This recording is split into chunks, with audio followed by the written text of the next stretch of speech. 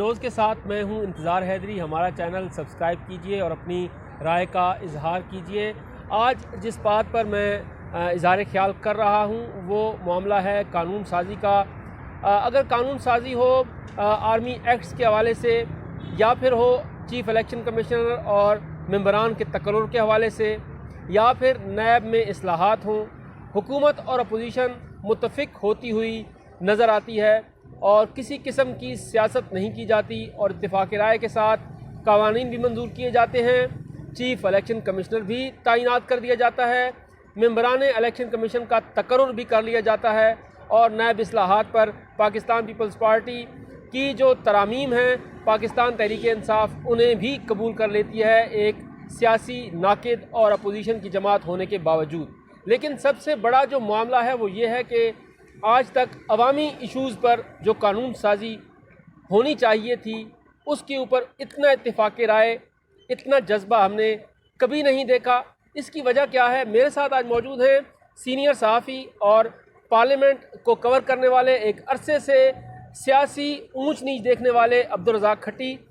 उनसे हम जानेंगे कि ये आया वजह क्या है कि अवामी इशूज़ पर ये हुकूमत और अपोजिशन में जो खींचा तानी है वो जारी रहती है और उसी के ऊपर सियासत की जाती है और आवाम का कोई पुरसाने हाल नहीं होता। आज आवाम जो है वो आटे के बहरान का शिकार है, चीनी का बहरान जो है वो भी सर उठा रहा है, मुख्तलिफ दीगर इशूज़ जो हैं आवाम के वो भी सर उठा रहे हैं। लेकिन हुकूमत और अपोजिशन मुसलसल सियासी पॉइंट स्कोरिंग कर रहे हैं। आज तक अवामी इशूज़ के मुस्तकिल हल के लिए कोई इकदाम नहीं उठाया गया। तो क्यों नहीं उठाया गया? जी अब्दुल रज़ाक खट्टी साहब बताइएगा कि वजह क्या है ऐसा? बहुत शुक्रिया इंतज़ार हैदरी साहब।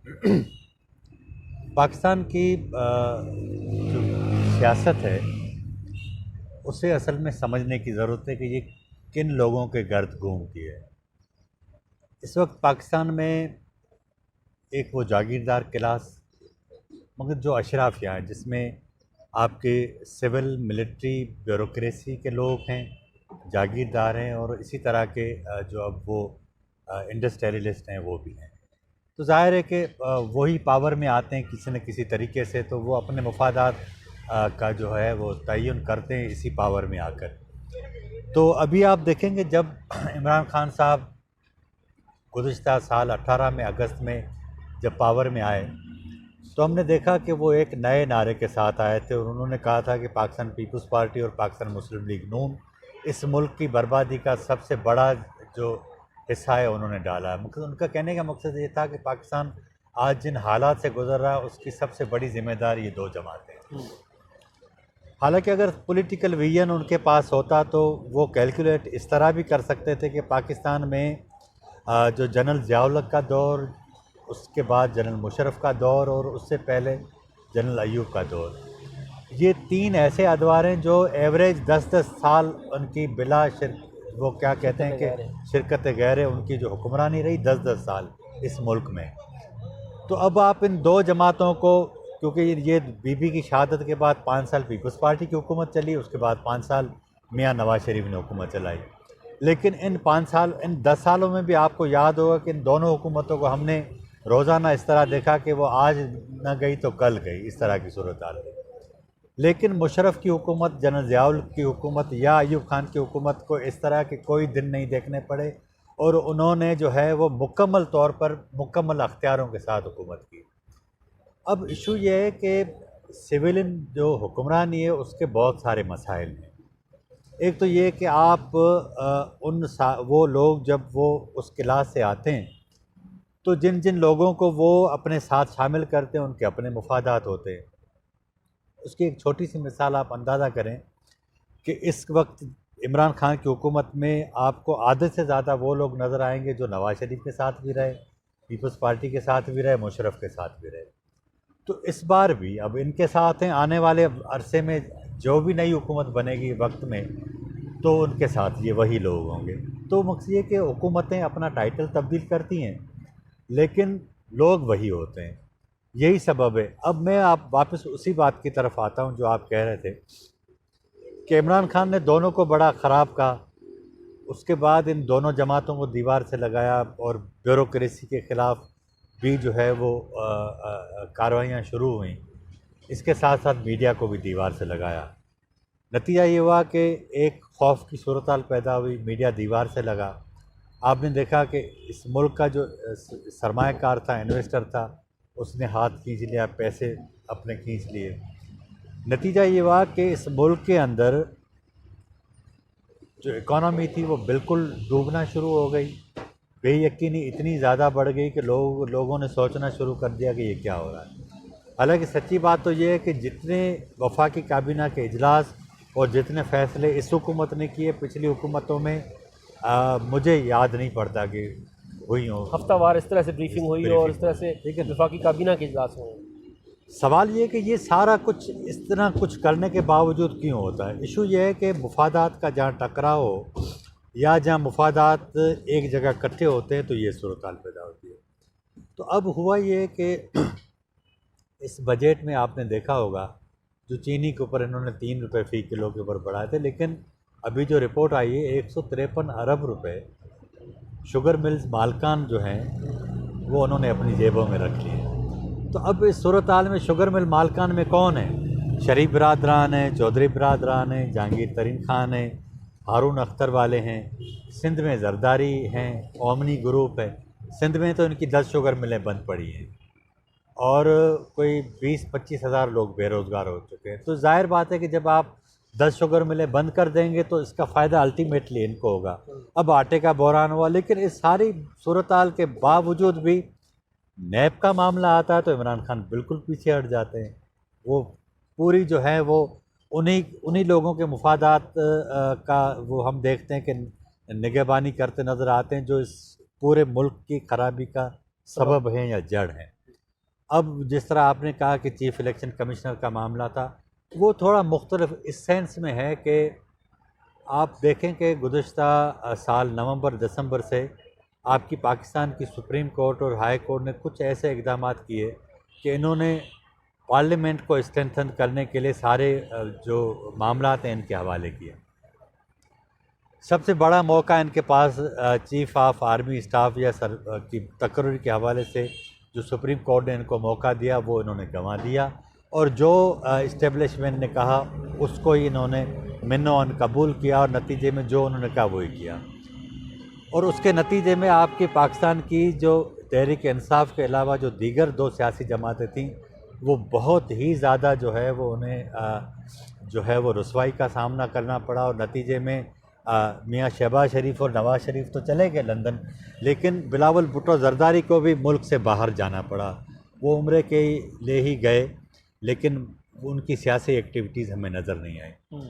तो आप समझें कि पाकिस्तान का जो पॉलिटिकल स्ट्रक्चर है वो असल में एक गठजोड़ है अशराफिया का, जिसमें आम आदमी का हिस्सा कहीं भी नहीं है। वो सिर्फ आम आदमी को इतना ही देते हैं ताकि वो उसका थोड़ी भूख रहे, थोड़ा पेट भरे, ताकि वो फिर हमारी तरफ देखे। मगर ये कि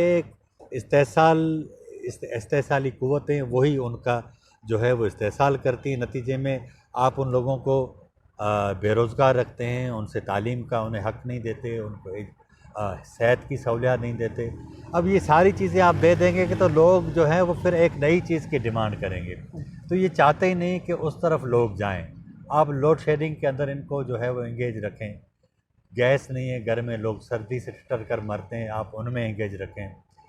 हस्पताल में दवा नहीं मिलती, आप उनके वहाँ इंगेज रखें। तो इस पूरी सूरत हाल में ये एक प्री प्लान होता है, ये चाहते हैं। मैं आपको आज भी छोटी सी बात बताऊं कि आज इन 13-14 लोगों ने जो इत्तेफाक राय से फ़ैसला किया है उसमें भी आप देखें कि ये इन सारे लोगों के जो सियासी खानवादे हैं या घराने हैं वो उनका जो पस मंज़र कितना जो है वो जागीरदाराना है या क्या है।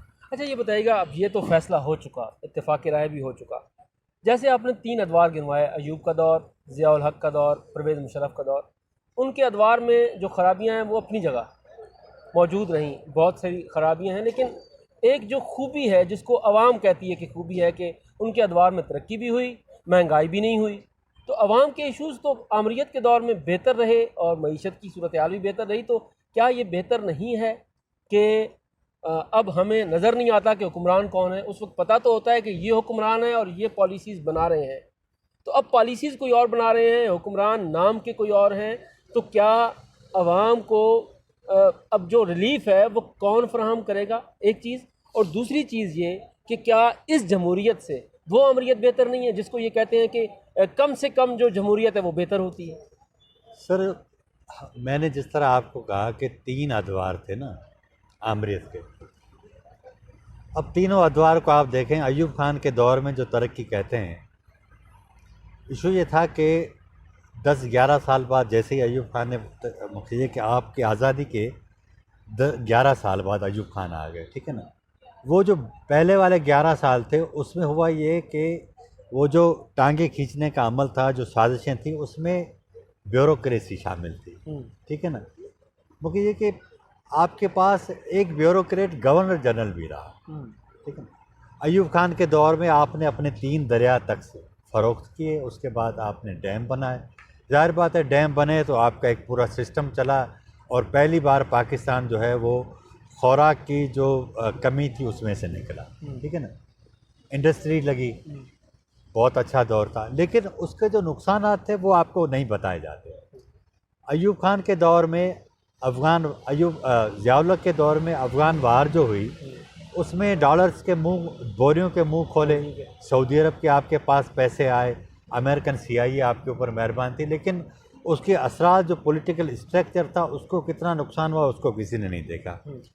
ज़ियाउल हक के बाद जो 4 हुकूमतें आई हैं, 2 बेनज़ीर भुट्टो की और 2 नवाज शरीफ की, वो आपके सामने कि वो दोनों जमातों ने इस्टेब्लिशमेंट के कहने पर दोनों ने एक दूसरे के पांव खींचे और नतीजे में जनरल मुशर्रफ आ गए। जनरल मुशर्रफ ने ये 9/11 के बाद जो आपका पूरा पॉलिटिकल स्ट्रक्चर था और जो समाजी स्ट्रक्चर था पाकिस्तान का, वो इतना तहस नहस हुआ और वो जो दहशतगर्दी के नाम पे जंग शुरू हुई उसने आपका खाना ख़राब कर दिया। तो जाहिर बात है कि जब 3 आमिर आए तो उन्होंने आपके जो पॉलिटिकल जो ढांचा था उसको बहुत मुतासर किया, समाजी ढांचे को मुतासर किया। नतीजे में आप देखेंगे सारी सूरत हाल ख़राब हो गई, यही हुआ है। अच्छा, अब जो सूरत हाल है, अब आवाम के लिए क्या हो सकता है? आवाम के लिए अब क्या हो सकता है? नहीं, अवाम देखें ना सर, डेमोक्रेसी बुनियादी तौर पर एक रिफाइनरी होती है ना सियासी निज़ाम की। अच्छा, वो रिफाइनरी चलती रहे तो आप जो है वो लोगों का अंदाज़ा लगाएंगे ना।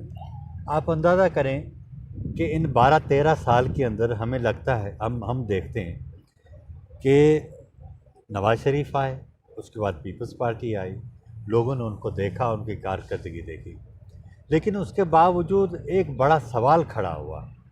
लोग बोलना शुरू करते हैं, लोग बातें करते हैं, लोग कहते हैं कि यार ये ख़राब है, आमराना दौर में ऐसा नहीं होता। और अब तो ये जो मोबाइल आपका आया है, सोशल मीडिया आई है, इसने तो इन लोगों को दिफाई पोजीशन में लाकर न सिर्फ इस्टेब्लिशमेंट को, सियासी जमातों को भी खड़ा कर दिया। तो आप इस सिस्टम को चलने दें, आप देखेंगे कि आने वाले दिनों में बेहतरी आएगी। लेकिन ये बेहतरी असल में फ्रूटफुल उस सूरत में हो सकती है कि जब लोगों को आप एक आज़ादाना एजुकेशन दें। पाकिस्तान में तो आज भी एक ये बड़ा इशू है कि लोगों को जो आप पढ़ाते हैं वो क्या है, ये तो वही सारी पुरानी चीज़ें हैं। तो ये मेरा ख्याल है कि हम, क्योंकि हमारे मगर ये कि 100 साल आप ईस्ट इंडिया कंपनी और बरतानिया का, उससे पहले मुग़ल, उससे पहले ये बाद की तकसीम, तो ये हमारी बरसगीर की जो पूरी कौम या यहाँ के जो लोग हैं वो एक बड़े हादसा से मुसलसल गुजर रहे हैं। तो अगर इनको आप किसी जगह, एक जगह बैठने या इत्मीनान से एक निज़ाम चले तो मेरे ख्याल है चीज़ें बेहतर होंगी। यहाँ के लोग जो हैं वो बहुत ज़्यादा, उनमें सलाहियतें हैं, पोटेंशल है, लेकिन इशू ये है कि उनको प्रॉपर मौके नहीं मिलते। अच्छा, आखिरी बात करेंगे कि इस वक्त सूरत हाल ये है कि पंजाब में एक 20 रुकनी फॉरवर्ड ब्लॉक बन चुका है पाकिस्तान तहरीक इंसाफ में।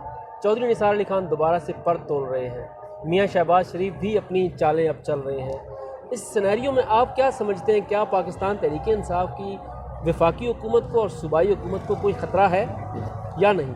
सर, मैं आज आपके प्रोग्राम में एक बात बताऊं कि अगर इमरान खान ने पंजाब हुकूमत चौधरियों को नहीं दी तो इमरान खान से पंजाब चला जाएगा। इमरान खान चौधरियों से हाथ धो बैठेंगे, एक बड़े इत्तेहादियों से, और उसके बाद इनकी यहाँ हुकूमत चलना मुश्किल हो जाएगी और नतीजे में एक नए मिड टर्म इंतखाबात होंगे। एक तो ये सबब ये है कि चौधरी ही नवाज शरीफ इमरान खान के इत्तेहादियों में वाहिद वो एक सियासी क़ुव्वत हैं जिन्होंने मौलाना फजल रहमान के आज़ादी मार्च में इनको जान छुड़ाने का एक बहुत बड़ा जो है वो मौका फराहम कराया। एक तो ये। अब इशू ये है कि उस्मान बुज़दार असल में इमरान खान की चॉइस हो ना हो, लेकिन इमरान खान उनकी जो सिफारिश है बुज़दार की, इमरान खान उसको टाल नहीं सकते। इस्टेब्लिशमेंट उनको बार बार कह चुकी है कि यार मुल्क की 62% आबादी को आपने एक ऐसे आदमी के हवाले कर दिया है जो न गवर्नेंस के निज़ाम को जानता है, न उसमें इतना पोटेंशल है, और जो उससे पहले वज़ीर आला था वो शहबाज शरीफ था, और उसमें वो बहुत सारी चीज़ें थीं जो माजी में किसी और चीफ मिनिस्टर में नहीं थी। तो जाहिर बात है कि अब एक तरफ इस्टेब्लिशमेंट का दबाव है, चौधरी बरादरान भी उन इस्टेब्लिशमेंट के ही कहने पर आगे हैं।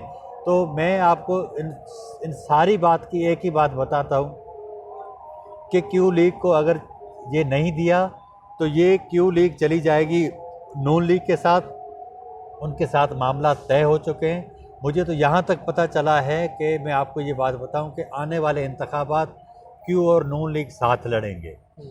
तो इस सूरत हाल में इमरान खान का नुकसान जो होना था वो तो हो चुका, लेकिन अब इसको वो बचाने के लिए ये कर सकते हैं कि वो वहाँ अपना हिस्सा लें, चीफ मिनिस्टर चौधरी परवेज़ इलाही को बनाएं, और अगर नहीं किया तो फिर शहबाज शरीफ और पीपल्स पार्टी और चौधरी मिल के हुकूमत बनाएंगे।